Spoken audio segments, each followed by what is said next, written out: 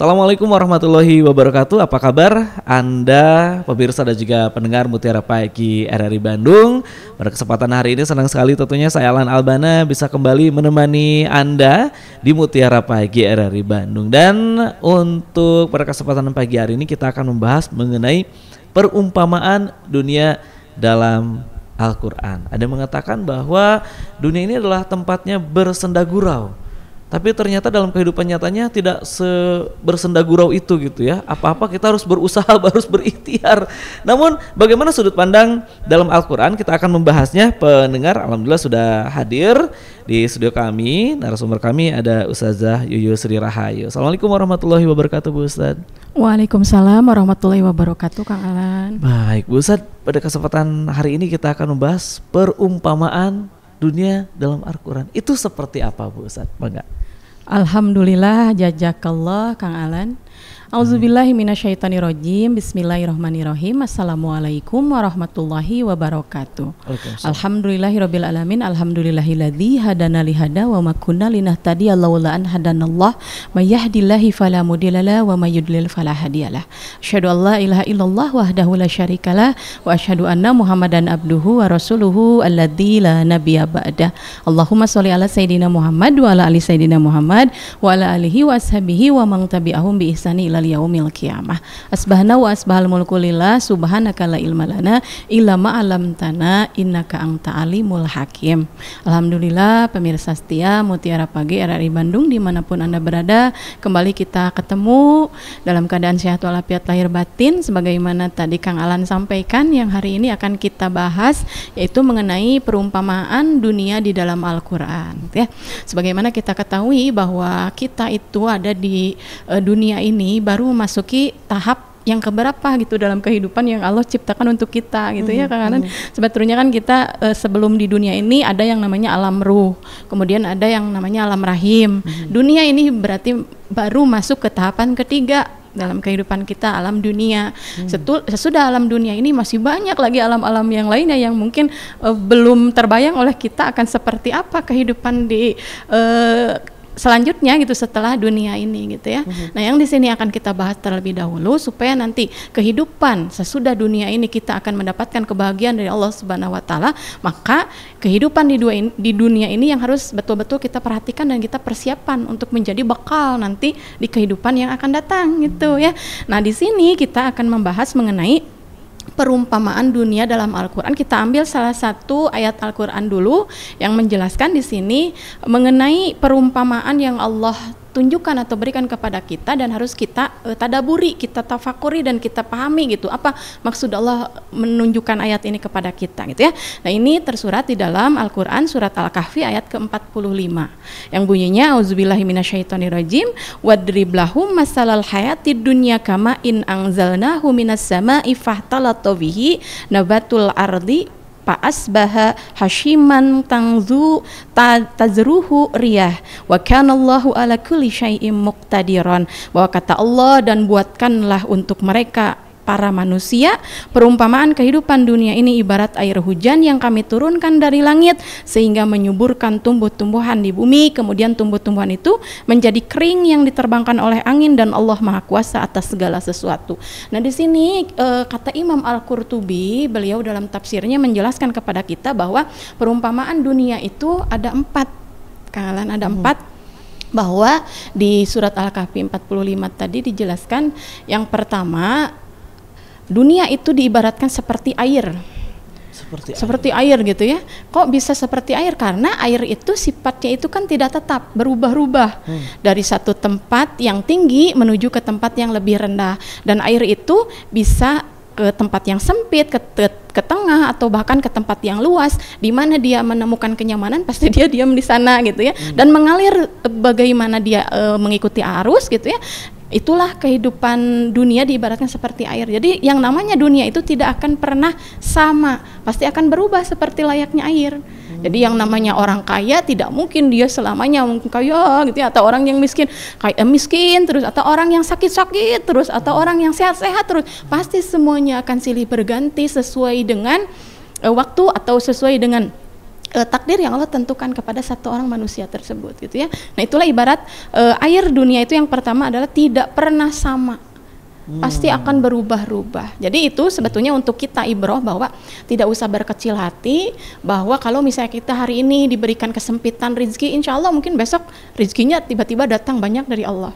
Atau mungkin kita sedang sakit, besok pasti akan Allah sembuhkan. Itu saja yang harus ada dalam diri kita, bahwa yang namanya dunia itu tidak mungkin akan selamanya tetap, pasti akan berubah-ubah. Dan yang untuk orang yang kaya misalnya gak usah sombong juga dengan apa yang kita miliki, karena yang namanya roda kan berputar ya, ada kalanya kita di atas, ada kalanya di bawah. Nah air pun kan seperti itu, kadang dari tempat yang atas itu mengalir ke tempat yang lebih rendah, itu mencari tempat yang lebih rendah dan juga menyusuri gitu ya, menyusuri ke tempat-tempat yang lainnya seperti itu. Jadi yang pertama kata Imam Al-Qurtubi, kenapa Allah memberikan perumpamaan kepada kita seperti air itu tadi, air itu berubah-ubah ya. Yang kedua bahwa kata Imam Al-Qurtubi, karena air itu akan bergerak dan akan habis menguap gitu ya, bergerak dari satu tempat ke tempat yang lain dan akan habis menguap. Contoh misalkannya kita dalam satu wadah menampung air, kemudian disimpan di matahari yang begitu terik, air tersebut kan lama-kelamaan menguap ya, pengalannya habis.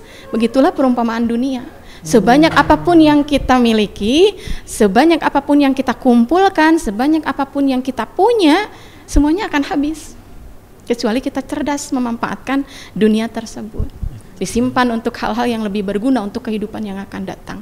Yang namanya titipan dari Allah itu kan cuma 3 ya, nanti yang dimakan itu akan habis menjadi kotoran, yang dipakai itu akan habis menjadi usang, baju semahal apapun tetap akan usang, tapi satu kata Allah yang akan tetap abadi, yaitu yang engkau titipkan kepadaku untuk bekal di yaumil akhir nanti, qardon hasanah gitu ya, pinjaman kepada Allah yang nanti akan kita jemput di kemudian hari. Itu yang kedua. Jadi dunia itu adalah akan habis dan menguap, dia tidak akan tetap pada satu tempat yang kita yakini. Misalnya ini tidak akan habis 7 turunan, nggak mungkin, pasti semuanya juga akan habis beriring dengan waktu berjalan. Nah yang ketiga kata Imam Al-Qurtubi, kenapa dunia ini diperumpamakan dengan air, karena air itu tidak pernah menjadikan seseorang itu tidak basah. Betul kan ya, karena kalau kita memasukkan sesuatu anggota tubuh kita ke dalam air, pasti tubuh itu akan ikut basah, jibruk gitu ya.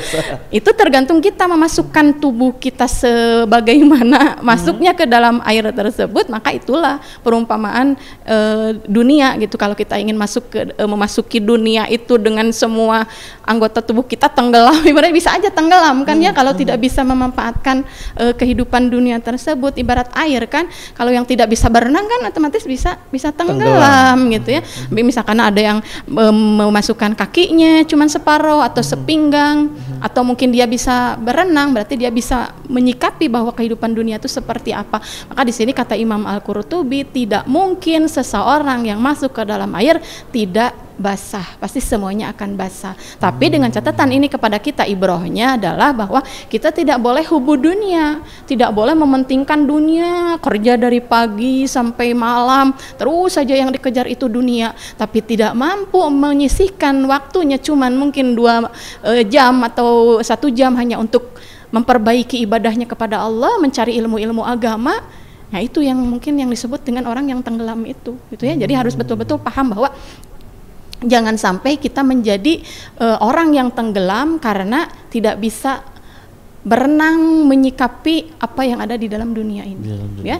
Dan yang keempat kata Imam Al-Qurtubi, bahwa dalam menyikapi dunia ini diibaratkan air itu adalah minumlah air tersebut secukupnya. Gitu ya. Ibaratnya dunia secukupnya, air jangan sampai terlalu berlebihan. Kenapa? Karena yang namanya orang haus minum gitu ya, akan haus lagi, betul tidak ya? Betul. Kalau udah minum, haus lagi terus dan terus, karena itulah memang sifatnya dunia itu seperti itu, memberikan kehausan kepada orang-orang yang memang mencarinya hanya untuk tujuan dunia saja. Nah, kalau kata Rasul kan seperti ini. Dalam hadisnya beliau bersabda yang diriwayatkan oleh At-Tirmizi, bahwa dalam tubuh kita itu ada yang namanya organ itu yang namanya perut. Nah dalam perut kamu itu ada 3 ruang. Ruang tersebut pakai oleh kamu 1/3 untuk makan, 1/3 untuk minum, dan 1/3 untuk bernapas. Jangan sampai kita memasukkan sesuatu itu berlebih-lebihan. Contohnya seperti ayat tadi, contohnya kalau kita misalkan banyak harta, banyak yang kita miliki, tetap saja kan yang kita makan mah cuma satu piring, cuma satu gelas minum juga gitu ya.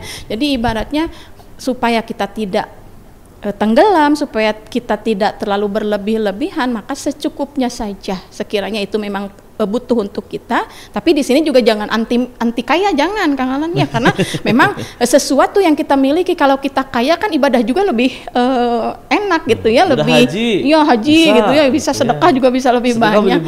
Jangan anti kaya, cuman menyikapi bahwa kekayaan yang kita miliki itu harus betul-betul kita manfaatkan betul-betul di jalan Allah Subhanahu wa taala. Jadi itu kata Imam Al-Qurtubi Kang Alan, diibaratkan surat Al-Kahfi ayat 45 ini diibaratkan yang pertama itu kata beliau bahwa air itu bergerak dan tidak mungkin diam di satu tempat. Kemudian yang kedua, air itu menguap, akan habis ya, harta yang kita miliki banyak juga.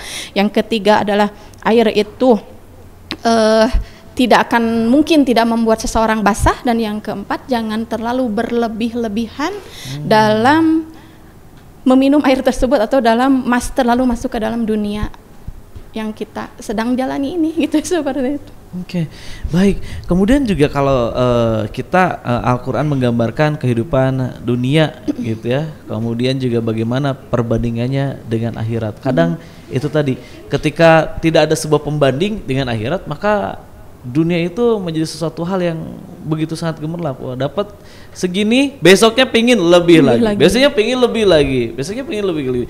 Agar kita bisa balance, seimbang gitu dalam berkehidupan di dunia, apa yang harus dilakukan Bu Ustaz? Aduh, Masya Allah ya, kata Kang Alan barusan itu hadis Rasulullah loh ya. Kata hadis Rasul seperti ini, manusia itu kalau sudah diberi satu gunung emas, dia pasti akan mencari gunung emas yang lainnya. Itu tabiat manusia, memang rakus gitu ya. Jadi pingin sesuatu yang sudah dia miliki banyak pun tetap cari dan cari lagi gitu ya. Lalu bagaimana kita menyikapi supaya tidak terlalu terjerumus atau tidak tenggelam gitu ya ke dalam dunia. Maka ini ada nih Kang Alan di dalam Al-Quran surat Al-An'am ayat 32 ya, kata Allah, auzubillahi minasyaitonirrajim, wa mal hayatud dunya illa la'bun walahun gitu ya, bahwa sesungguhnya kehidupan dunia ini adalah permainan dan senda gurau gitu ya. Dan walal darul akhiratu khairul lil ladzina yattaqun afala taqilun, bahwa kehidupan akhiratlah yang abadi, yang kekal, dan sesungguhnya itu diperuntukkan untuk orang-orang yang bertakwa. Kenapa kamu tidak mengerti gitu, kata Allah. Itu di surat Al-An'am ayat 32. Jadi pahami oleh kita ayat-ayat Al-Qur'an yang menjelaskan bahwa jangan terlalu terfokus pada dunia gitu. Sebenarnya kan dunia itu akan ditinggalkan oleh kita gitu ya. Tapi yang abadi tadi kata Allah waladarul akhirat, bahwa yang abadi untuk kita jalani itu nanti adalah kehidupan di akhirat nanti. Itu seperti itu. Jadi pahami ayat-ayat yang Allah sampaikan di dalam Al-Qur'an supaya kita lebih paham gitu arti makna hakikat kehidupan di dunia ini. Betul tadi Kang Alannya bahwa hidup di dunia ini permainan dan senda gurau, tapi tidak semua senda gurau gitu kan ya. Gitu ya. Nah ini ibadah perlu ikhtiar gitu ya, perlu uang gitu ya. Perlu duit kata guru saya. Apa duit itu? Yang pertama duit itu D-nya doa, U-nya itu usaha, I-nya itu ikhlas, T-nya itu tawakal gitu ya, gitu. Tawakal kepada Allah. Jadi banyak doa, banyak usaha, kemudian ikhlas dalam hati dan tawakal kepada Allah, serahkan kepada Allah semuanya. Nah di sini tadi la'bun walahun, bahwa dunia itu hanya permainan dan senda gurau. Permainan itu jadi yang namanya game gitu pasti ada game overnya ya Kang Alan ya. Ada akhirnya gitu ya. Iya. Makanya Allah sering menjelaskan di dalam ayat suci Al-Qur'an bahwa di sana waladarul akhirat, hari akhir. Kalau yang namanya hari akhir tidak mungkin besok ada hari lagi. Sekarang kan kita Rabu, besok Kamis, besoknya lagi lusa Jumat, masih ada gitu, kalender masih ada untuk beberapa tahun ke depan. Tapi kalau Allah di sini sudah menyatakan yaumul akhir, hari akhir, besok sudah tidak ada hari lagi. Maka untuk itu apa bakal yang kita persiapan gitu ya untuk masa depan kita di hari akhirat. Nah kemudian di sini kan tadi lahbun walahun, permainan dan senda gurau. Contohnya gini Kang Alan yang simple buat pemirsa setia Mutiara Pagi RRI Bandung dipahami. Kalau zaman dahulu mah anak-anak kan suka main boneka atau mobil-mobilan gitu ya, main gitu. contoh sebagai permainan. Kemudian si boneka tersebut ada yang merebut atau hilang, kan nangis ya. Anak-anak itu nangis gitu, sampai jerit-jerit ke mamahnya, tantrum gitu ya. Lama-kelamaan kan orang tuanya juga pasti nggak tega, dibelikan lagi kan atau dikasih lagi yang baru. Nah sebetulnya seperti itulah gambaran dunia kata Allah. Gak usah kamu nangis, gak usah kamu tantrum, gak usah kamu sedih. Kalau misalkannya amanah yang aku ambil itu diambil dulu, nanti pasti akan diganti dengan yang lebih baik. Permainan itu seperti itu gitu ya. Mainan yang namanya dunia ini harus kita pahami betul-betul. Tadi kan ibarat seperti air, kemudian yang kedua tadi barusan di Al-An'am adalah seperti permainan dan senda gurau. Tapi memang bukan senda gurau bercanda atau ketawa saja, pasti bersilih berganti. Tadi ada yang namanya sedih, ada yang namanya bahagia, ada yang namanya ujian, musibah, ada yang namanya semua campur aduk gitu ya dalam kehidupan dunia ini. Baik, kemudian ini menarik Bu Ustadz, bahwa mengapa Allah sering menyebutkan dunia sebagai tempat ujian, bukan tempat tinggal gitu. Karena tempat tinggal kita itu adalah di surga. Sebagaimana kakek nenek kita ya, manusia yang pertama Allah ciptakan di muka bumi ini adalah Adam, dan kemudian istrinya Hawa. Beliau itu kan asalnya dari surga. Jadi tempat pertama yang Allah ciptakan untuk manusia itu sebetulnya surga. Lalu kenapa Adam dimasukkan ke dunia gitu ya? Karena itu adalah sebagai tempat untuk ujian, untuk menguji. Maka dalam hadis Rasul bersabda, ad-dunya majra'atul akhirat, bahwa dunia itu adalah ladang untuk akhirat.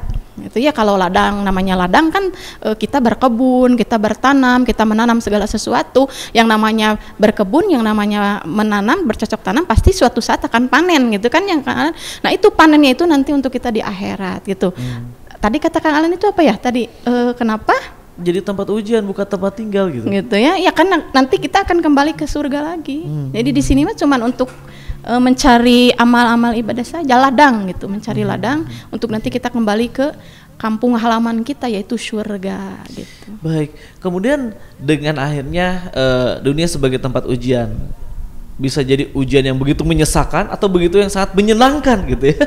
Hingga katakanlah di beberapa ayat dikatakan bahwa jangan sampai terlena dengan dunia gitu. Lantas apa katakanlah ganjaran bagi orang-orang yang terlanjur terjerumus, terlanjur mencintai dunia hingga takut akan kematian gitu. Syarat masuk surga meninggal gitu ya. Jembatannya, gerbangnya itu meninggal, tapi orang-orang nggak mau karena saking cintanya dunia. Nah, lantas bahayanya ketika kita terlalu mencintai dunia, Bu Ustaz? Bahayanya terlalu hubu dunia itu ya itu kadang sebetulnya kan sunatullah ya. Contoh misalkannya ibu-ibu, kita itu kan sunatullah akan namanya tua, tapi karena orang saking banyaknya harta menolak tua, sampai-sampai OP gitu ya ke Korea merubah apa yang sudah Allah berikan. Atau misalkannya segala sesuatu yang mungkin karena takutnya meninggal sampai diinvestasikan di sana di sini gitu. Dia tidak berpikir bahwa sesungguhnya harta yang dia tinggalkan itu hanya untuk orang yang ditinggalkan, jadi hak waris gitu ya. Karena yang dia pikirkan dunia dan dunia saja gitu ya. Sebetulnya rajin-rajinlah untuk belajar ilmu agama, itu saja kuncinya masih Kang Alan. Jadi harus paham bahwa kehidupan dunia ini hanyalah kehidupan yang sementara, fana, dan tidak mungkin selamanya. Walaupun kita persiapan dengan sebagaimana persiapan matang gitu ya, tetap saja ada namanya kematian pasti akan datang gitu, akan menghampiri kita. Oke.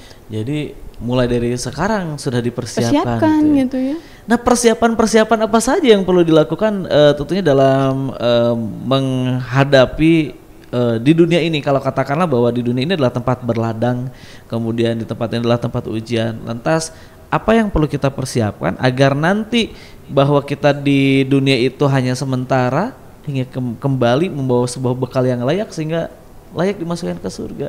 Apa yang harus dilakukan? Ya, contohnya gini, misalkannya saya punya teman seseorang, dia itu menjadi pekerja di Palembang, tapi orang Bandung, gitu ya, orang Bandung.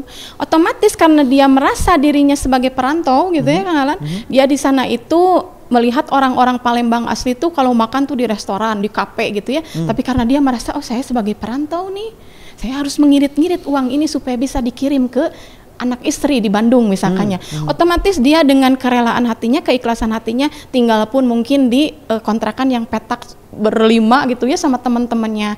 Kemudian makan juga tidak makan enak seperti yang lain, cuman makan mie instan misalkannya, atau misalkannya makan tahu atau tempe. Kenapa? Karena dia tahu bahwa dia tidak akan selamanya di perantauan.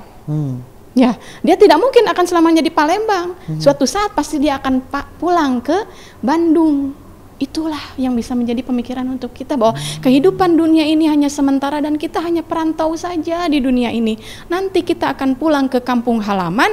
Nah, itulah hal-hal yang harus kita siapkan untuk bisa pulang ke kampung halaman. Salah satunya adalah perbanyak amal ibadah, perbanyak sedekah, titipkan harta. Mungkin yang kita punya banyak kelebihan harta dari Allah, titipkan di jalan Allah supaya nanti bisa kita jemput di kampung halaman kita.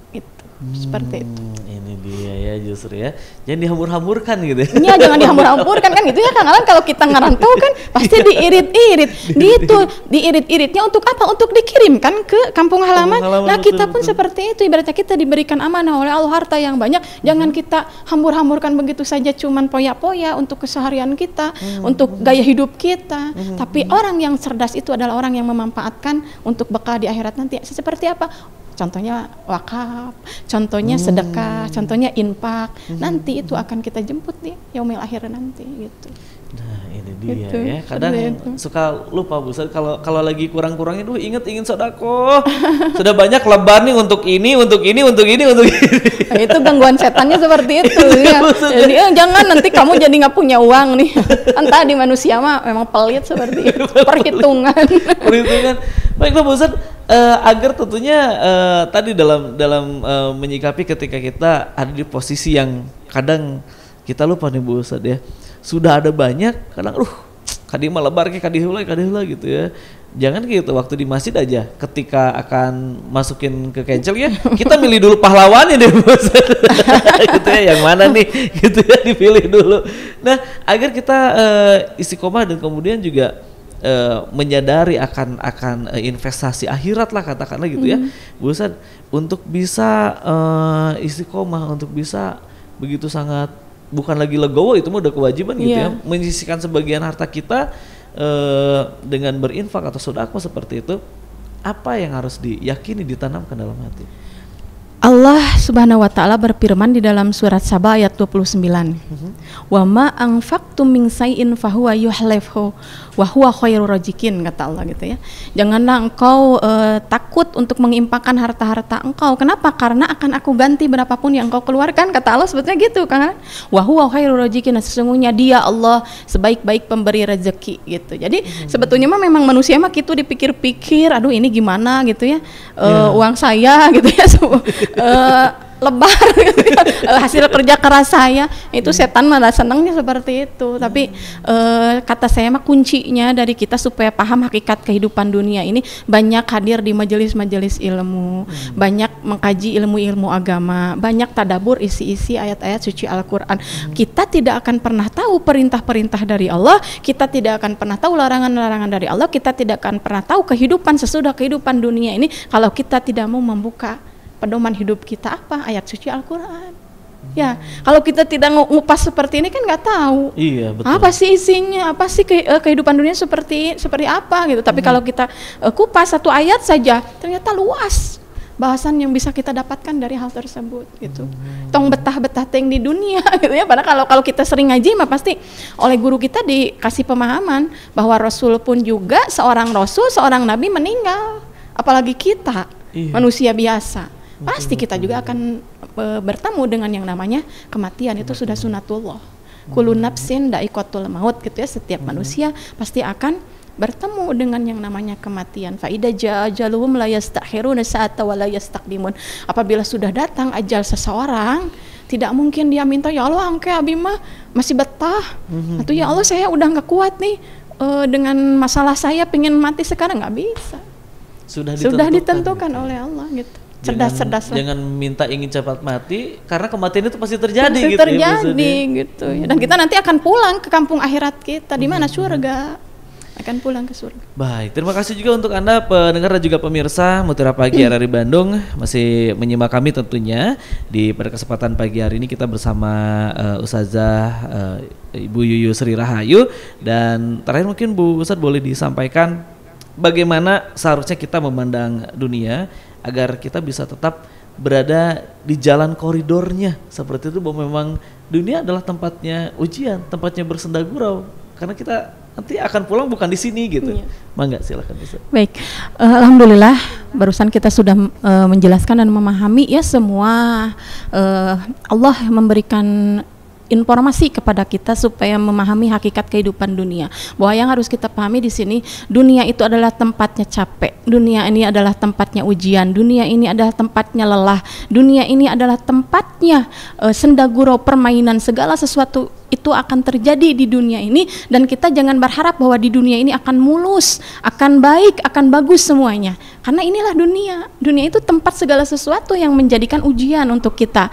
Tapi nanti kita akan mendapatkan kebahagiaan yang abadi, kebahagiaan yang hakiki adalah di kampung asal kita. Di mana? Di surganya Allah Subhanahu wa taala. Maka dari itu, pandai-pandailah kita menyikapi bahwa hakikat kehidupan dunia ini, kata Allah di dalam surat Al-Kahfi ayat 45 tadi, ibarat air. Yang namanya air tidak akan diam dalam satu tempat, tapi akan berubah-ubah, akan mencari tempat yang memang dia nyaman untuk didiami. Kemudian yang kedua, bahwa air tersebut tidak boleh kita terlalu banyak meminumnya supaya tidak terlalu tenggelam di dalamnya. Kemudian juga yang namanya air itu bergerak dan akan menguap, akan habis gitu ya, akan hilang. Pahami bahwa hakikat dunia seperti itu. Dan yang terakhir, bahwa dunia itu air tersebut diibaratkan dunia, tidak mungkin semua orang yang masuk ke dalamnya itu tidak akan basah gitu ya. Jadi sikapi bahwa kita di sini hanya sebagai perantau di dunia ini, kita di sini hanya sebagai pengembara, dan suatu saat akan kembali, maka persiapkanlah bekal yang paling terbaik kepada Allah Subhanahu wa taala. Mungkin itu saja pemirsa setia Mutiara Pagi RRI Bandung dimanapun Anda berada. Mudah-mudahan berkah dan manfaat ilmu yang kita pelajari hari ini. Yuk kita sama-sama persembahkan bekal terbaik untuk kita kembali kepada Allah Subhanahu wa taala.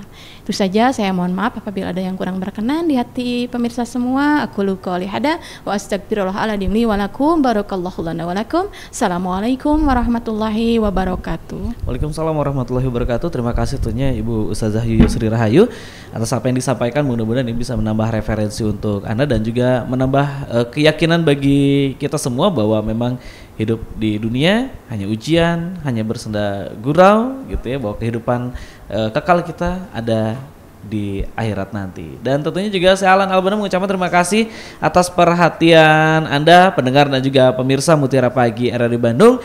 Jangan lupa Anda bisa subscribe ya, boleh di like, boleh diberikan komentarnya gitu ya di channel YouTube kami di RRI Bandung Live. Jadi ketika Anda mensubscribe, nanti ada berbagai informasi dan notifikasi langsung ke handphone Anda ya, dan nantikan topik-topik Mutiara Pagi RRI Bandung setiap harinya. Saya Alan Albana pamit undur diri dari ruang dengar Anda. Terima kasih. Wassalamualaikum warahmatullahi wabarakatuh.